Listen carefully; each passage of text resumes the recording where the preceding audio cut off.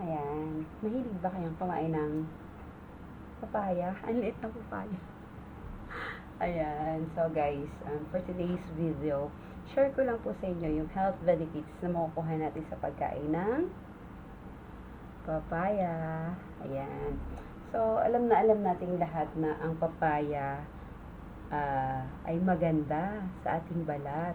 So, maraming kababaihan ang nakakaalam yang benepisyo na yan galing sa papaya. Kasi, sabi nila, kumain ka ng papaya, ang kutis mo ay gaganda. Tama ba? So, ako kasi mahilig din talaga akong kumain ng papaya. Kahit nung bata pa ako, kasi marami kaming puno ng papaya sa Laguna. So, sinusungkit lang namin yon. Yon. Yung pinsan ko nga dati, naalala ko, yung maniba lang, yung hindi pa siya hinog, pero hindi naman siya hilaw. So, just in between, kinakain nila yon. Sila gusto nila yung ganun eh. Kinakain nila, binabalatan nila, tapos, sinasawsaw nila sa suka.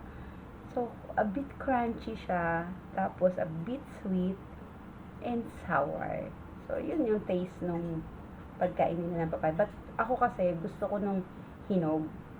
Hinog siya na papaya. Yun.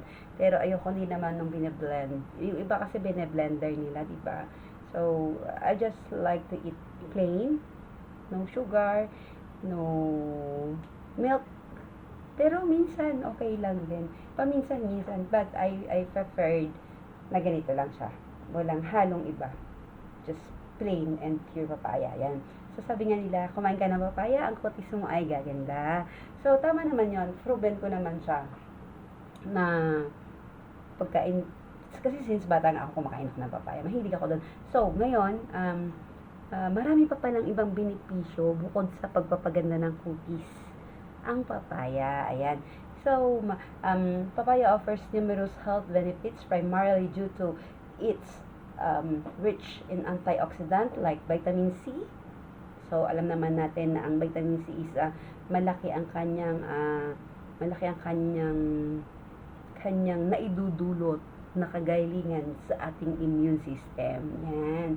So, kaya nga naman lagi natin sinasabi, inom ka ng vitamin C, pampalakas ng immune system yan.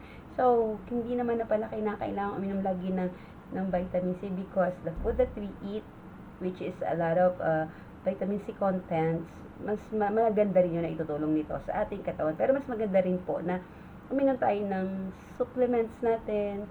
So, as a vitamins, kasi minsan, kulang naman sa pagkain. So, yun, sa supplements na lang natin, food supplements na lang, yung karagdagang kakulangan. Ayan. So, aside sa vitamin C, meron din po siyang vitamin A and vitamin E. Ayan. And lycopene. And also, maganda rin to sa digestive because of the enzyme, yung pong tinatawag na paparin. Ayan. Mayaman pala ang papaya sa paparin. Wala bang mamarin? No, sorry. Just kidding. Paparin. Ayan. Yan pala yung enzyme na maganda sa ating digestive system na nakukuha sa papaya, which boosts immunity, ayan, fight inflammation, improve digestion, and gut health, support heart and eye, ayan. So, maganda rin po pala ito sa ating puso. Ayan. Pero naman po sa mga broken-hearted, ayan. So, maganda rin ito sa ating puso, at ayan, maganda rin po sa ating eyes, ayan. So, ano pa nga ba? So, okay. Eye health. Okay. And improve skin health. So, yan na nga. Sinasabi natin kanina by reducing aging sign and protecting against sun damage. So, ayan. Kumbaga, pinapabagal nito ang pagtanda. So, guys, look at me. 50 years old. Uy. Baka naman. Ayan. So, ayan na nga po, guys. Ayan.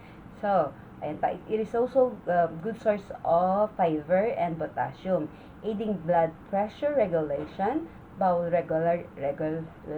bulol. Yun lang ang wala dito sa pagkain ng papaya. Ang gamot sa bulol. Ayan. Bowel regularly and preventing chronic diseases like heart issue and certain cancer. Ayan, guys. So, napakarami po pala natin benepisyong makukuha sa pagkain ng papaya. Ayan.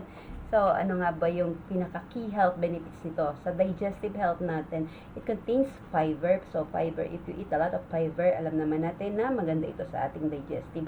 So, magiging maganda ang ating bowel movement. Ayan. Contains fiber and the enzyme papain, which help, ayan, break down proteins.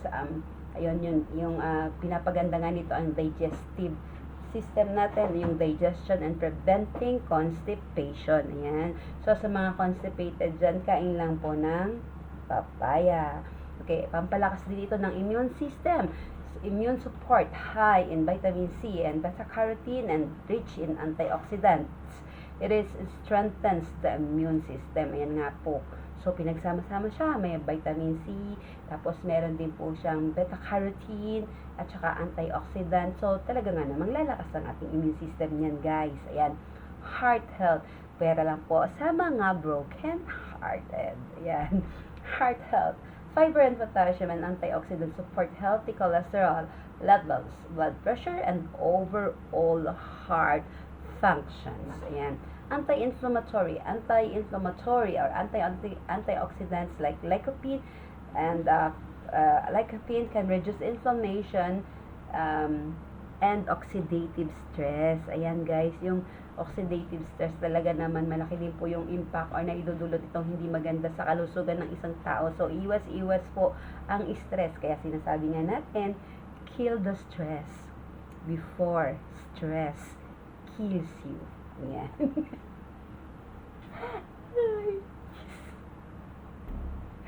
Skin and eye health, ayan. Vitamin C and E and lycopene, ayan. Lagi na lang, diba? Sa mayaman din pala, bukod pala sa tomato, ang papaya, mayaman din siya sa vitamin C or sa lycopene, ayan. So, ano nga ba? Vitamin C and E and lycopene protects the skin from aging and damage, while nutrients support vision and help develop the eye-related problem. Ayan. Kumbaga, pinoprotect din ito ang ating mga mata. Ayan.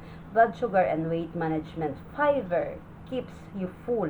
Ayan. Kasi nga po, syempre, pag lagi tayong feeling full, nababawasan ng ating pagkain. So, kain tayo before meal. 15 minutes before meal, kain po tayo ng papaya. Ayan. So, guys, kung nag-benefit po kayo sa video na to, pa-comment, heart, and share. Ayan, once again, ako po ulit si Vincenz. To God be all the glory. Thank you.